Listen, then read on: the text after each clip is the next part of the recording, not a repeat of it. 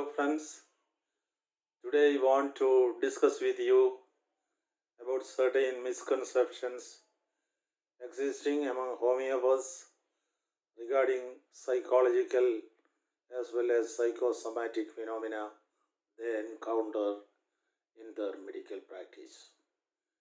It is highly essential to build up a rational and scientific approach to theory and practice of homeopathy. There is a strong belief among many homeopaths that since psychiatric, psychological, and psychosomatic diseases originate from mind, they are outside the realm of biochemistry and even in material science.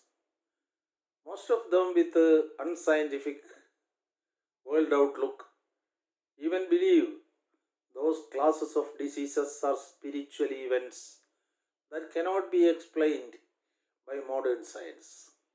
There are homeopaths who believe even sensations are immaterial and spiritual. Homeopaths will quote elaborately from Hahnemann and his organon for justifying these unscientific beliefs. And they will say, as faithful followers of the Master, homeopaths are bound to uphold the words of our great Master. They should understand Hahnemann was talking all these things 200 years ago during a period when modern scientific knowledge was not even started to evolve. Scientific knowledge available to Hahnemann was very much limited and primitive. Here lies the importance of studying the Master and his works with a dialectical and historical perspective in the light of today's advanced scientific knowledge and its tools. If you are not willing and capable of such a rational and dialectical relearning of Master's works, you will be hopelessly doomed to grow up in the darkness of 2 centuries old primitive knowledge environment, and homeopathy will pathetically continue to be a piece of ridicule and humiliation before the modern elite knowledge community. Basically, this is a problem related with one's world outlook and philosophical attitude. According to these believer homeopaths, phenomena of life as well as mind are something immaterial, dynamic, and spirit like, and hence mental phenomena cannot be explained in terms of scientific knowledge. Mind is beyond science, they say, and they talk about mind as a dynamic force and part of an immaterial vital force or spirit. According to scientific view, the phenomena we call mind never exist in the absence of a material body and a highly complex central nervous system being part of that body.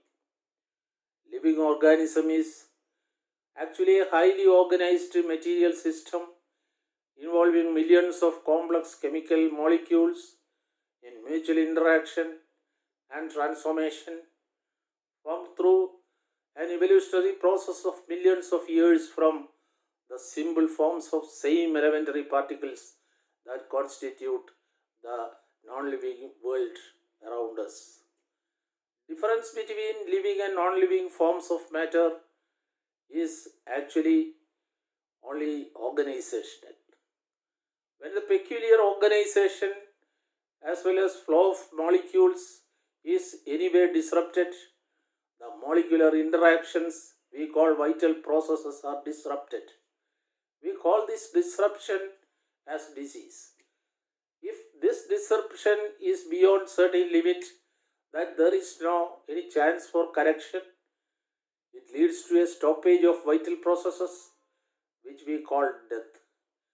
Constituent complex molecules simply disintegrate into simpler particles. What we call mind is the sum total of complex biochemical processes happening in brain or central nervous system, which is also an important part of material body. There is no mind or spirit without the biomolecular system of brain or body. Mind does not exist free from the complex biochemical molecular level interactions in the central nervous system, which actually represents a higher stage of material evolution on earth known to us. Mind can be influenced by physical and chemical properties of material substances such as drugs and other energy forms, which can modify the biochemical processes in brain. Any mental activity is related with production, transportation, transformation, and interactions of some chemical molecules in the body that can influence the whole physiological processes in the organism. Sensations, emotions, cognition, meditation, learning, memory, thoughts, consciousness, moods, feelings, dreams, every phenomena we associate with mind happen through a systematic series of biochemical processes happening in our nervous system. Some specific chemical molecules are produced or synthesized using other ones as part of those neurochemical processes. Chemical molecules produced during mental activities have specific molecular targets and specific functions of their own in our body. It is the actions of those molecules on their specific targets that produce the particular state of mind and its physiological processes. When these neurochemical molecules produced as part of mental activities are synthesized in excess, or if there is any deficiency for them, or they are not naturally deactivated and removed from the system, in due course they will exist and circulate in the body, bind to unexpected off-target biological molecules other than its natural targets, and lead to various kinds of biomolecular inhibitions. Such off-target inhibitions caused by the neurochemicals circulating in the body are the causative factors of certain pathological conditions we call psychosomatic diseases. Obviously, there is nothing immaterial or dynamic in mental or psychosomatic diseases. They are purely material that could be treated by material drugs as well as material forms of energies. Psychosomatic diseases belong to a class of pathological conditions caused by inhibitions of biological molecules by the off-target actions of endogenous neurochemical molecules acting as pathogenic agents.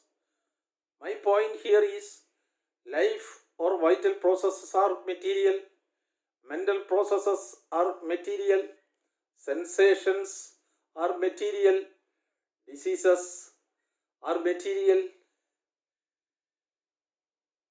therapeutic interventions are material, medicines are material, cure is material, medical practice is a material art, nothing immaterial or spiritual about it. Thanks for listening. We'll come back with another video on another topic belonging to scientific understanding of homeopathy.